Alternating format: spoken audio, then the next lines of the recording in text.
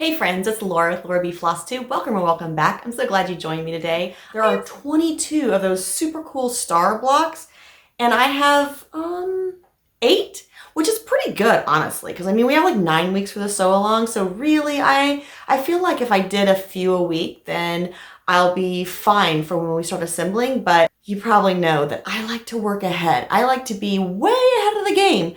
So I thought, why not record myself sewing one of these blocks to figure out how long it actually takes to assemble one of the border blocks? So that's what we're gonna do. I'm just gonna sew and we're gonna record and we're gonna see how long it takes. Let's get sewing. If you saw my video on prep work for this sew along, you may remember that I had all of these little blocks laid out on design boards inside a project keeper, and I have them all numbered. So I know this is block number 9. So it's clipped together. I'm just going to sort out my colors so I know what goes where and get that ready to sew. So when we look at these blocks, basically we have 4 of a couple colors, and those are for the little divider pieces of the star. I'll put in a picture up here so you know what I'm talking about. And then we also have the 4 patches that we start with. So this one is going to be pink, and here's my background. Oh, they're so cute, same prints. Okay, so these are going to go over to the side because they're just going to hang out for right now. And then we also have that other corner, which is also the center, and we'll have 5 of that one. So it looks like, yep, that's the brown. All right, so here we go. Let's see how long this takes. So when I'm doing my 4 patches, I'm just going to share a few little tips with you on ways to chain piece and speed up some of the process. When I do my 4 patches, I think about the way I'm sending them through my machine so I can cut them apart 2 at a time and just go ahead and assemble my 4 patches. So lights on top for that one, and we know the 4 patch, is reversed, so the dark will be on top of the next one.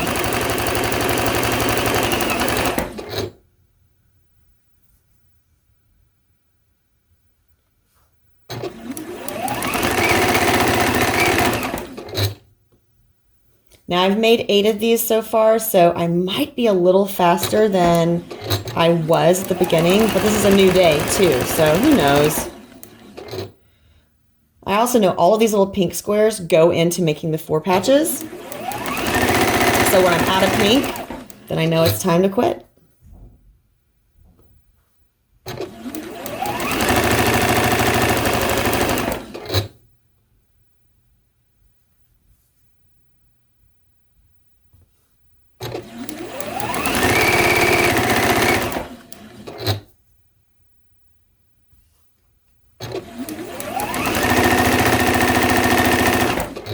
Okay, instead of making my 4 patches by themselves, I'm going to go ahead and grab the 2 pieces that make that little divider piece on the block.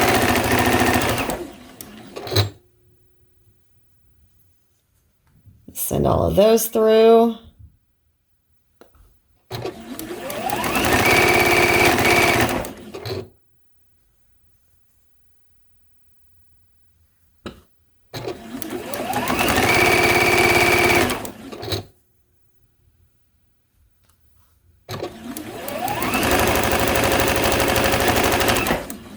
I'm going to swing this around and we're going to cut off all our 4 patches.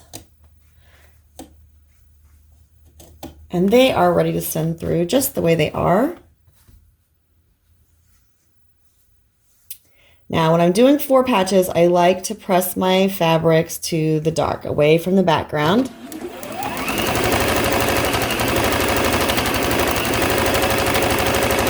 If you're one of those people that like spinning your middle seams on 4 patches, absolutely do that. You'll want to cut that chain piece that we put in.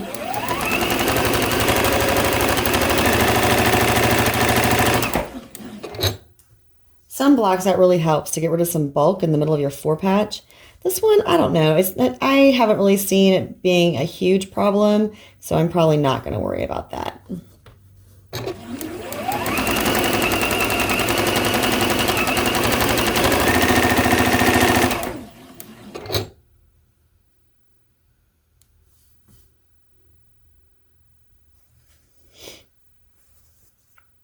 All right, now after we get this one sent through, it'll be time to press all the little 4 patches and the little dividers.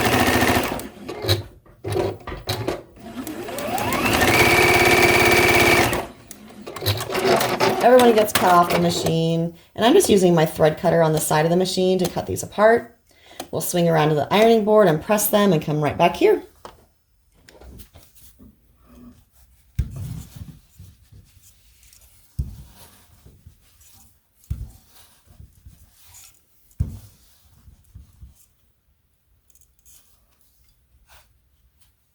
Now again, I'm going to press to the darker fabric on these little dividers, and that's the red.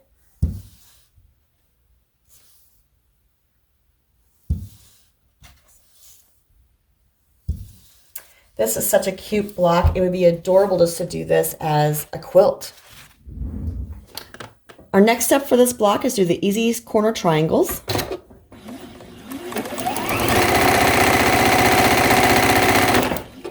And I'm going to do one side of all of the 4 patches.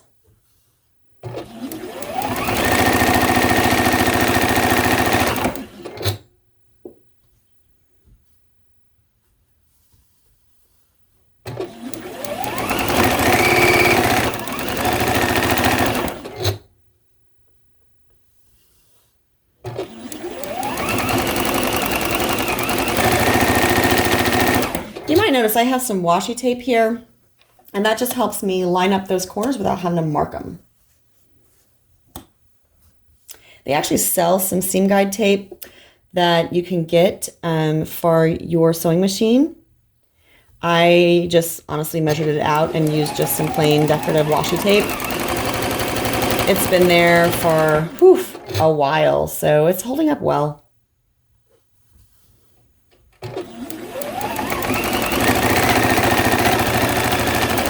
Now you may have noticed I cut off 3 but not 4 of my 4 patches, and that's just so I can continue to chain piece and not have to cut my thread.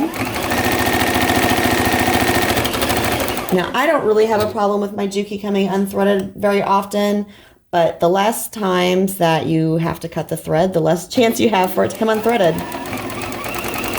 And the more thread you're saving. Now I am going to cut these one more time because I need to cut off those corners, press, and then add the 3rd corner. Now I keep some big scissors and a bucket underneath my sewing machine, or close to. I'm just going to slice these off. You want to go about 1/4 of an inch. It doesn't have to be exact. Now obviously I could have taken these over to the cutting mat and made sure I was precise with that, but it really doesn't matter. Just make sure you have a good 1/4 of an inch. You don't want to get too thin because you want to make sure that seam holds up through all the washings and wear and tear this quilt will be facing in its lifetime.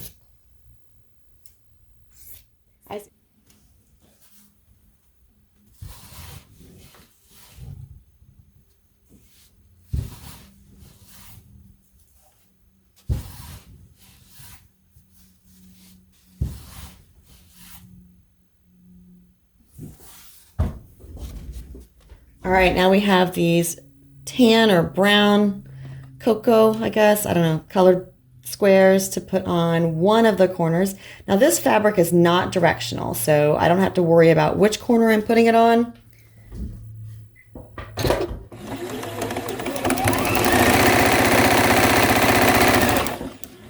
Just one of the ones that didn't get the white square, obviously.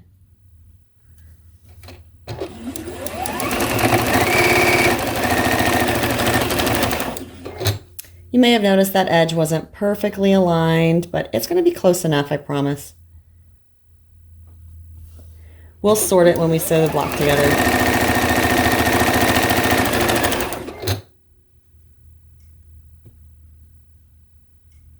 And we have 5 of those because that's also the center of the block.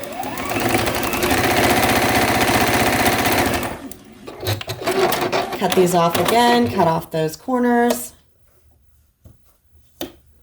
Press it one more time and then assemble our block.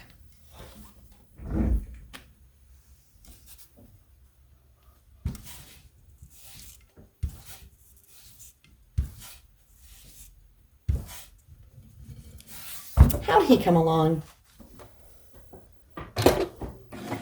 So this is my first row. This is my middle portion. Yellow facing out. This is the middle. And now it basically goes together like a 9 patch. I love chain piecing blocks like this because it makes it so easy. And again, yellow goes out, so the red goes up. This is the bottom row. Some people call this webbing.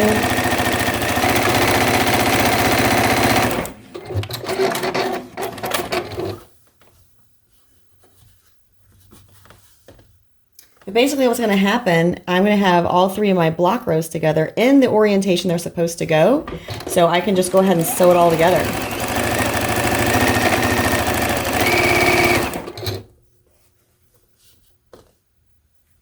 I do mess up occasionally. Just take things apart. Ugh.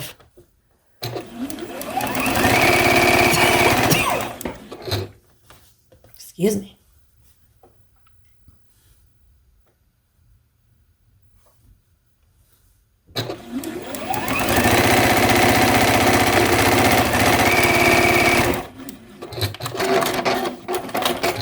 Now the 3 rows for my block are already together. I'm going to open them all up, check it once with my eyes, making sure everything's right. It looks good. Flip this over. I like going with a thinner row on the top just because it makes it a little easier to sew together. Make sure all my seams are going the way I want them to. Now, since this block here, the 4 patch, is kind of seam heavy, I want that seam to go towards my solid block in the middle. So these, I'm going to nest the seams so the middle row, middle block seams go out.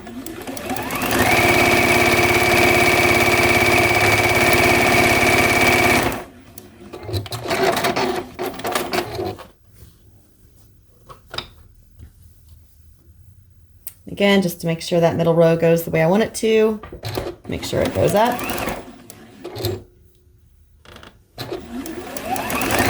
And that was that little place I was off. Look at that, it's sorted.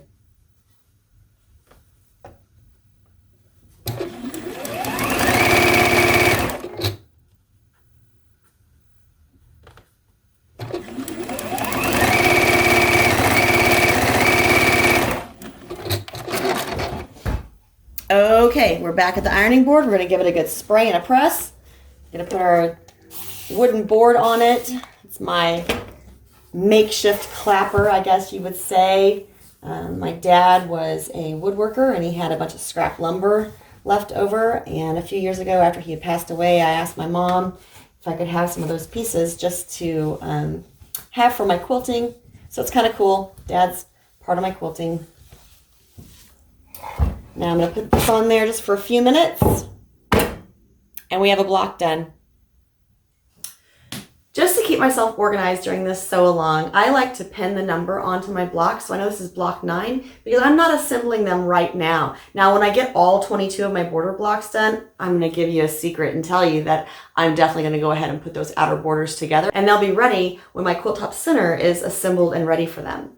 So for right now though, it's just going to go right up here on the design wall, and it's just going to hang out for a little bit. I'm going to continue making some blocks and hoping to get a few more done today. Thank you so much for joining me. I really appreciate your support. If you liked what you saw in this video, make sure to like. If this is your first time here and you haven't subscribed yet, please subscribe to my channel. I love returning visitors. If you have any comments, please make sure you leave those down below. And until next time, happy stitching.